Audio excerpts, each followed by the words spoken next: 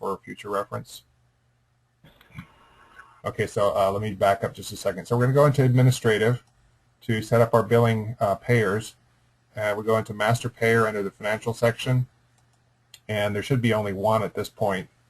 So yeah, I see that Medicare PPS is the -P is the only payer set up, at least for St. Petersburg.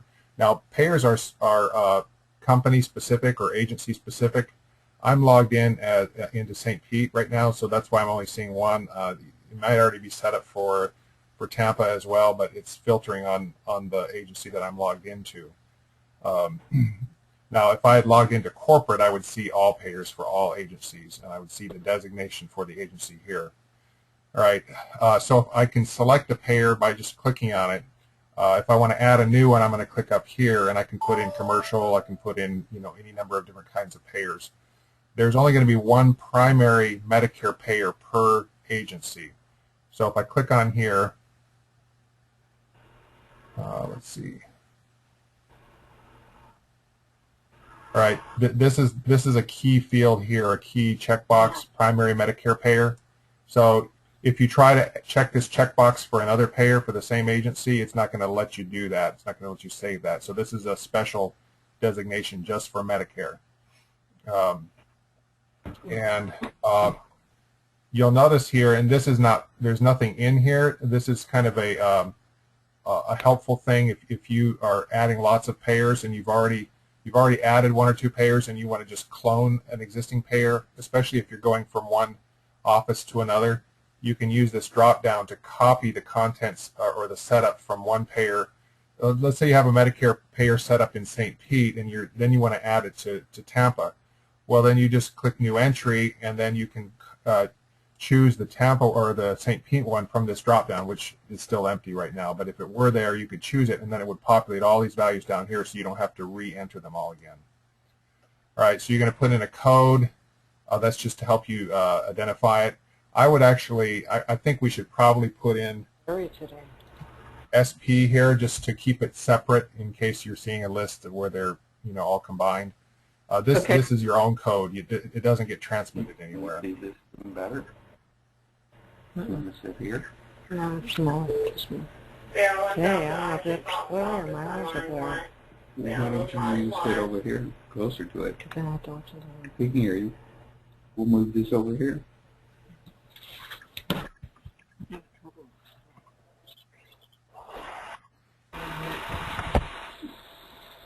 All right, can you hear me?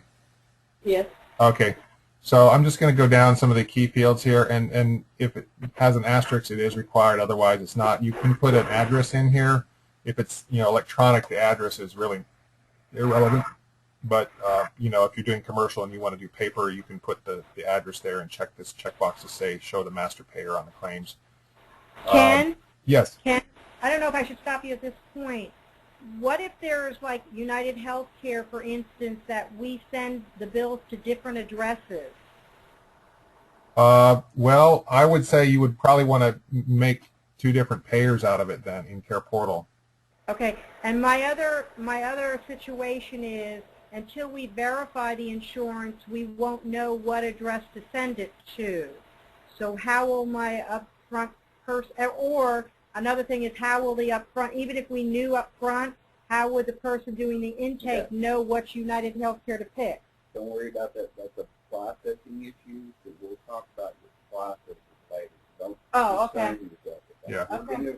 We've got to come back later and figure out, who are you based on the way that you function, here's when you'll do what. So don't worry about when you'll do it. Just you can always, just to assure you, you can always change the payer assignment for a patient at any time, before you process the claim. But really don't worry so much right now, Jeannie, about when you're going to do it. Just understand how to do it. Okay. We'll figure out. All right. So a very important drop down here is what is your calendar cycle. So this is going to be fundamentally what differentiates one fundamental type of payer from another. So if you say Medicare PPS, sometimes you have an Advantage payer that wants a PPS, so you'll choose PPS, and everything will be billed by HIPS code and so forth. It's not going to be per visit. If you can do you know, monthly or weekly. I don't know what your insurance claims are going to be, but for Medicare, we're going to choose a Medicare PPS episode. This is kind of a helpful feature that you can assign a default MU 150 payer source for your OASIS assessment. So if you have a patient who's assigned, let's say Blue Cross or whatever, and maybe it's a monthly payer, well, or maybe it's not an Advantage payer, so you would choose private insurance, or you know, whatever is appropriate here will get put into the assessment. So it's important to choose the correct value here that you expect to correlate to that payer. For Medicare, we'll just choose that. Let's see, all this stuff is optional. We do have, what we want to do today, right now, is to set up the connection to, we want to set up the connection to Palmetto for you so that you can submit directly from Care Portal. This will make it so you don't have to go through Ability or any other. Well, actually, you don't have a submitter ID yet. Is that correct? Yes, they do, Kim. They do have it now. Oh, you do have it. Okay, great. We do have it, but HCA is not allowing us to use it until we get it on paper. Okay, so let's go ahead and put it in. You're not going to be billing for a while anyway, so let's go ahead and put it in. Right. So could you let me know what that is? I'll just go ahead and type it in here, the submitter ID. Yep. For St. Pete, it's GC 10884. Okay. All right. So that actually gets, for Palmetto, that gets copied into at least 3 fields here. And I don't know if you received a password. I can let you type, I can give you control so you can type it in here, and then we can later test that connection. But why don't do you have a password right now or not yet? From? For Palmetto submitter. Palmetto. When you go into the DDE, don't you have to have password? It's not the DDE password. It's the one that you would have, they probably would have given it to you along with your submitter ID. No, we didn't get a password yet. Okay. Good. Yeah, they verbally gave us, but they told us to use the same one, but I never knew we had a password. Okay. It must be embedded. Go ahead and make yourself a note to call Palmetto and ask them for your FTP password. What is it called? FTP? Or if they don't understand that, just ask them for the password that that goes along with the submitter ID to connect to Palmetto. Okay. I gather maybe it's set up in my system a long time ago and it's there. Well, if you just recently got the submitter ID, it probably wouldn't be there for us. Probably new. Right, but they're using the same submitter ID that we've had before. Oh, okay. Okay. It just carried everything over with a provider number. Okay. Ken? Yes. Do you think it's possible that Ability would know that number as well? I guess it couldn't hurt to ask them, but it would have to be somebody authorized, you know, that they wouldn't just give that out. I'm not sure. What does FTP stand for? File Transfer Protocol. Okay, But I think what Ken said, tell them the password that goes along with your submitter number. That's something that they'll immediately understand. Yeah, okay. Okay. Okay. So that we'll come back to that. Okay, let's keep going, Ken.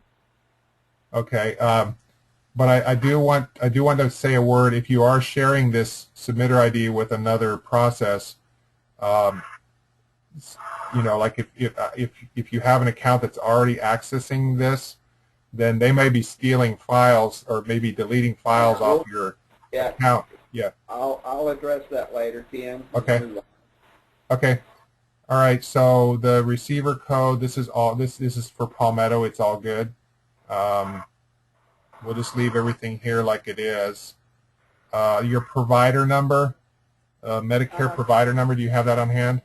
Yep. 107139. Okay. And some of these are kind of legacy fields, are not applicable and they're required. I'm just going to put in ones for them, and they'll just, it doesn't really matter. We'll just leave them as ones for now. Monitor supplemental order status if you want to require, and this is recommended, but some payers it's not really necessary. You want supplemental orders to have to be signed by the physician before you can process your final claim, and I think the answer would be yes, at least for Medicare. Yes. Mm-hmm. Okay, let's see. The rest of this I'm going to go ahead and skip over. Just a lot of stuff in there. Now, when you put in your Medicare Advantage payers, you're going to want to be sure to check this checkbox here because then that will cause the HIPS code to go out in those claims. Even if they're non-PPS, it'll include them in those claims. Okay, so United Healthcare Medicare would be one of now those. let's stop right there for just a second. I want to make sure that we understand that. If it's a PPS-based, and correct me, Ken, if I say this wrong, if it's a PPS-based payer that's going to be paying off of that code, you need to check this box. If it's a commercial payer that's not PPS or episode, you know, like a Medicare Advantage, you don't check this box. Well, actually, Randy, there are different kinds of ways that the Advantage payers process these claims. I don't know why, but some of them want to still receive like monthly or weekly or per visit claims, not PPS, but they still insist that the HIPS code be on there. So I would say across the board, if it's an Advantage payer, just go ahead and check this checkbox and you'll be good to go. If it's an Advantage. Yeah. Right. But, you know, you need to find, the thing that you need to find out from your Medicare Advantage payers is, are you going to continue billing them on a per visit basis, or are you going to bill them on a PPS basis, prospective payment system basis? An episode basis. Yeah, episode basis. So, Okay, what they usually tell us is that they say to us, bill it like Medicare, and then they pay us like a per visit. okay. We have had customers do both approaches, where, you know, someday we'll do it on like on a monthly or a weekly basis, and they'll mark this as Medicare Advantage, and it will put a HIPS code on each claim. But if you're going to do it PPS, if you're going to submit it like Medicare, do they want you to send the wraps in, or are you going to discard the wraps? United Healthcare Medicare we're basically talking about now, and they don't want the wraps, but they want our finals to be the PPS Medicare final bill. Okay. So for those, you would probably still choose the Medicare PPS, but we'll have to show you how to discard the wrap, because Careportal does require you to generate and save the wrap before you can do the final. So I think we talked to Shelley and you about this earlier, and you mentioned that you're doing something similar now, where you'll generate the wrap and you'll throw it away. Right, we just put it on the patient's record. We don't send it to them because we hard copy now. Right. So we print the bills and the wraps we just file away on the patient's record, and we just send the final. Okay. Well, when it comes time to doing the first, is it Humana you say that does the PPS? Wants you to do United Healthcare. United Healthcare. So if United Healthcare Advantage, before you do that first claim, we'll show you how to generate the claim without actually transmitting it. Because if you're setting it up electronically, it's going to want to go electronically, and so we'll have to do it. Show you an alternate route to prevent it from going out electronically to them. All right. So that's all I wanted to show for Medicare. Really, everything else, the defaults are fine. So let's go ahead and save this. What I should do is I should log out of St. Pete, and I'm going to log in as corporate. I noticed, though, first I need to assign myself the St. Pete or the Tampa Tampa access. So I'm going to choose my Care Portal username, and I've got St. Pete and I've got corporate, but I'm also going to add the Tampa office for my own username. Don't worry about this. So dry. So Tampa, save, and then I'm going to say new entry. For my roles, I'm going to make myself a back office user, and I'm also going to make myself a super user. Okay, so I'm going to go out and log back in. Sorry.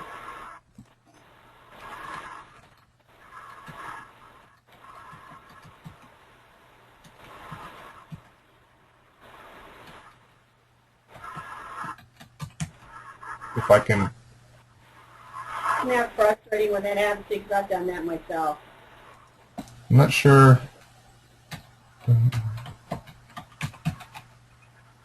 What just Do I have to happened go in there? and reset your password?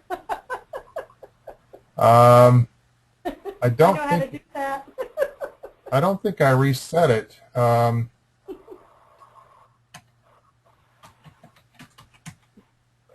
Well, let me see what's going on. Yeah. Sorry, this is unexpected. It's all right, Ken. We've all lived It there happens. All right. Let me go ahead and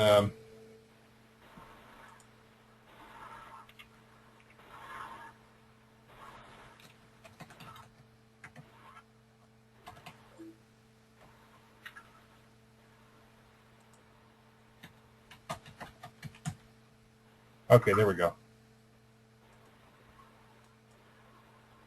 Okay, so now I can choose to either log in as St. Pete to see just St. Pete or just Tampa, or I can log in as corporate. This is what I was wanting to show you, so that I can go in and see in admin, in master payer. Okay, so we've only got one master payer there, but I'm going to add a new one,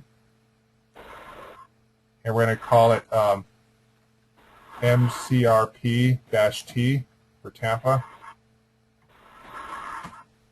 Medicare PPS Tampa, and we're going to choose the agency is going to be Tampa. And here's what I was talking to you about: copy from master payer. This is going to save you a lot of time. So notice how it pulled everything in there for us. And one thing it didn't pull in was this one here. So I'm going to just set that to be Medicare. And we're going to want to, do you have the submitter ID for Yes, for I St. do. Pete? Okay. For Tampa, yes, sir. Yeah, Tampa. Yep. Okay, if you could give that to, now. GC 10760. okay. I'm just going to copy that in each of these places.